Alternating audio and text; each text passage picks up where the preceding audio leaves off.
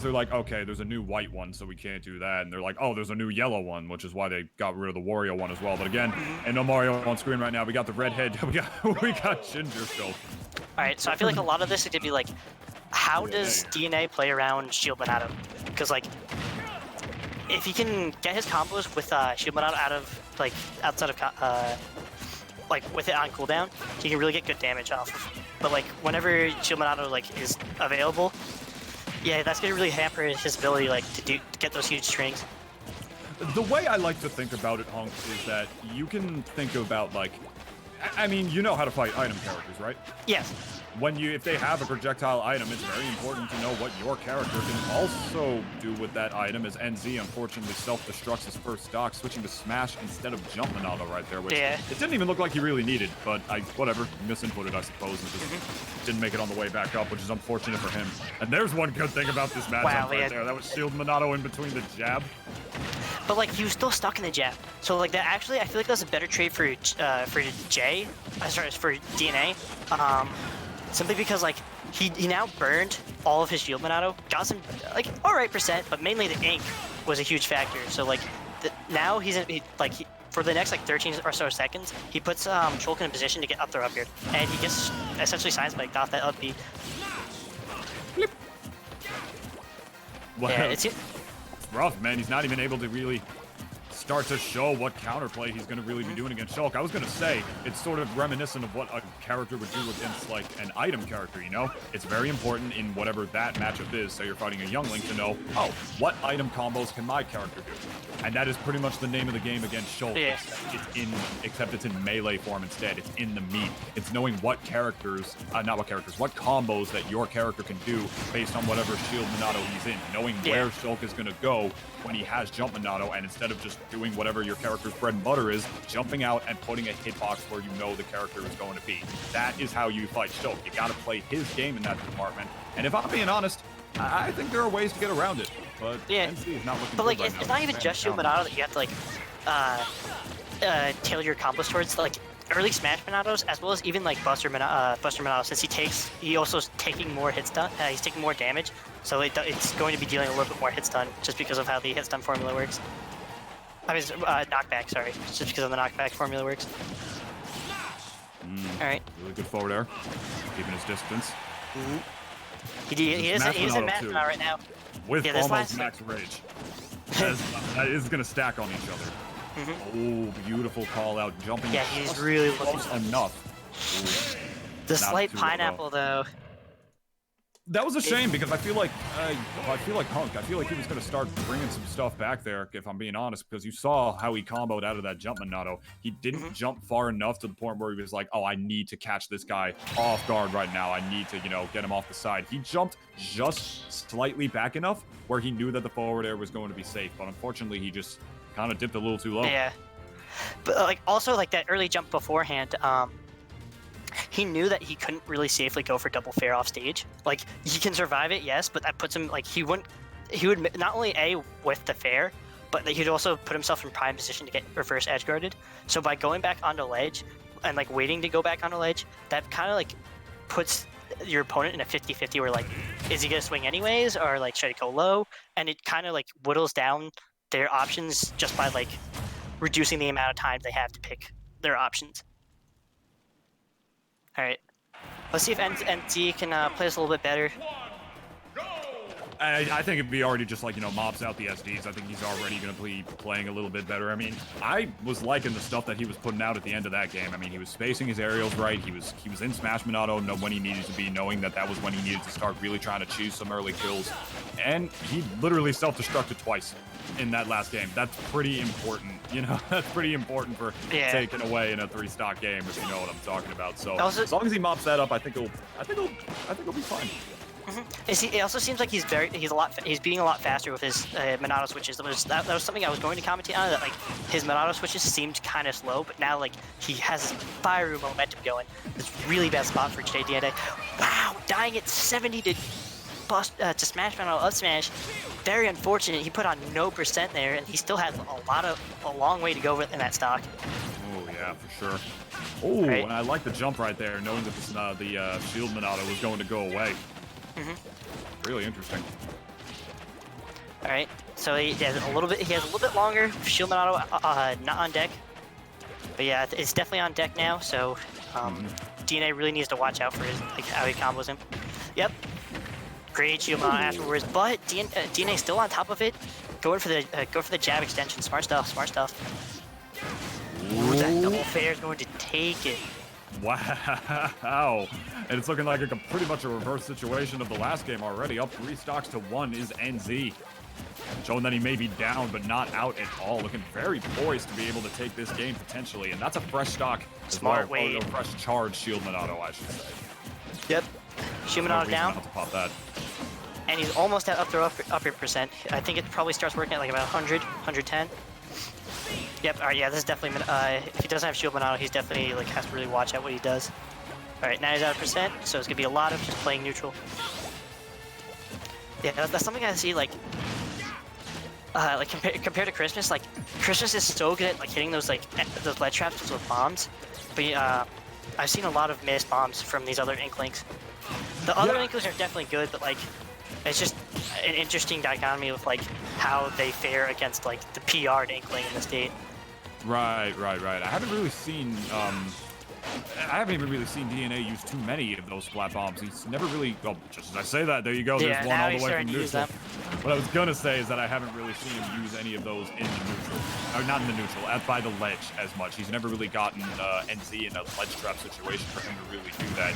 It's kind of just been at the blunt end of the Monado for the most of this game, or the wrong end, I should say. But that was a really good parry off of the back air.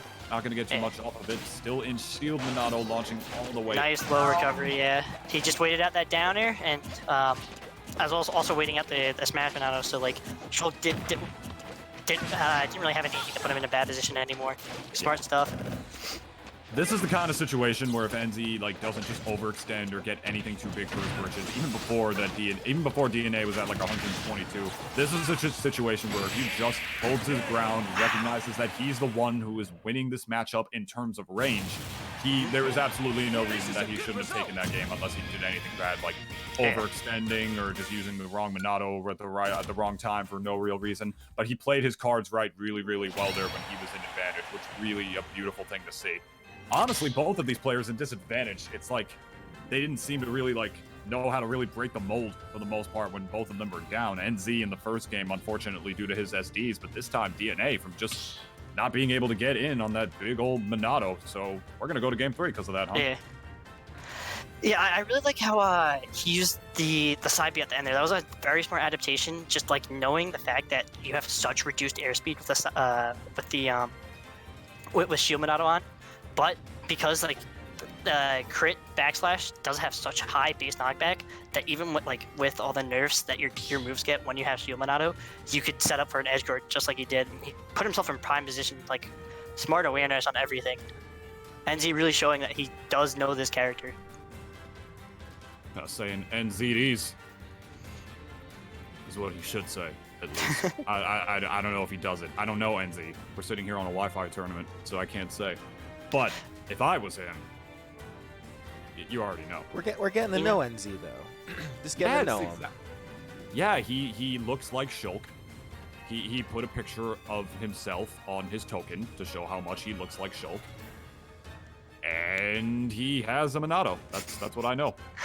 Do you know those pictures of like all those like kids with glasses on, like especially the one with like the guy with the Google glass? Like I just look like Joker from Persona 5. Oh. That's all I'm thinking of right now. I can't. I just look like Shulk. Really, all you guys should just be happy because you look like you. That's positive messages coming out from Mr. Nintendo. Unless you can look like Cloud Strife, in which case you should always try to look like Cloud Strife. Honestly, I woke up this morning and I was. You should try to be Cloud Strife. I woke up this morning and I was still pretty pissed off that I wasn't him. I just woke up and I was Natsunas again, which I was pretty upset about. You know, just normally I wasn't, but now there's Cloud, so you know, whatever. That's neither here nor there. We're on Kalos for the final game of this set here in Losers Top 16. And I think these guys have actually started to adapt to each other pretty well at this point. Both of them in advantage, super strong. Disadvantage, seemingly not so much. Yeah, let's see who can like clean up their disadvantage more, because like they're definitely botting each other when they do get those when they do get those openings. But like because they both have such potent punish games, it's really gonna come down to like whoever can minimize the other person's punish game, as well as like prevent those situations from happening even in the first plate, is gonna be in a lot better spot. Absolutely, Hunk. It's about whoever can really close that gap the hardest, as he almost potentially gimps himself stuck in Smash Monado there. Getting the jump out and is going to make it to ledge just fine. It's about whichever one can close that gap. Because both of these players, when they played an advantage, that back air does take the stock.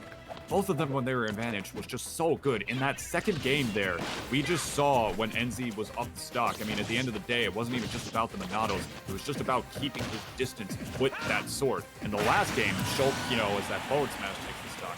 In the last game, Shulk really had to rely on his Monados, I feel like, a lot more. But in this game, they kind of gave him good frame damage. So good. Exactly. Yeah. It's kind of just good now, you know?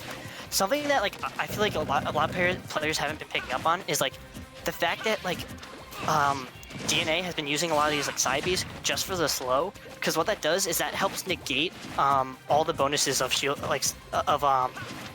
speed Monado, and like just by setting up that area of effect like slow on the ground, makes it a lot like, easier to deal with just, you know, Mach 7 nairs, Mach 7 up tilts.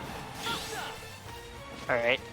So you're using all of his options, smart stuff, even the wall jump to try and like wait out that Buster Monado.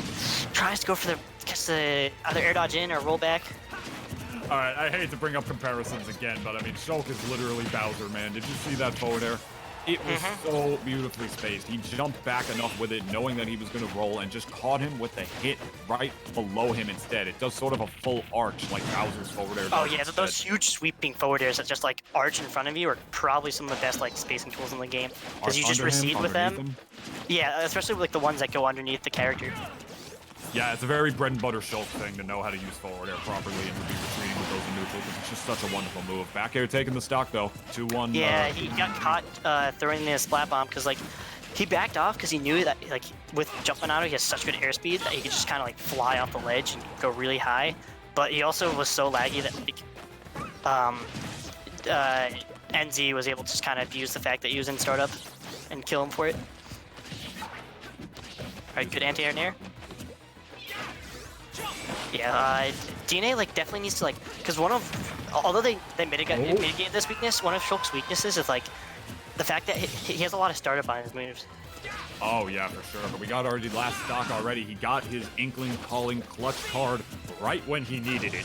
Very, very important. I was wondering. I was just thinking to myself. He was already at 46. He needed that stock now, and he finally did it. As the percent slowly but surely tags on, 77.4 to be precise, compared to NZ 0. Wow, that did almost 30%. Even more with the counter. Yeah, NZ just like really just. He got that opening and he just ran with it, and like DNA didn't get that breather to like say, okay, all right, this is what he's doing, and he just couldn't really like reset the momentum. Yeah, absolutely not, man. I mean, did he JV him just now? No, he took a trade. Are you Actually, sure? Yeah, at the very end, that might he have took been a JV. trade. Hold on, let's see. This might have been a JV. Oh no, you're right. Yeah, I don't know. Oh, looks like you got like. He took 0.3. Oh yeah, he took some of the trade. Yeah. Get bodied. Yeah, just got tapped with the ink. Get bodied. It's like a little mosquito bite on the ankle.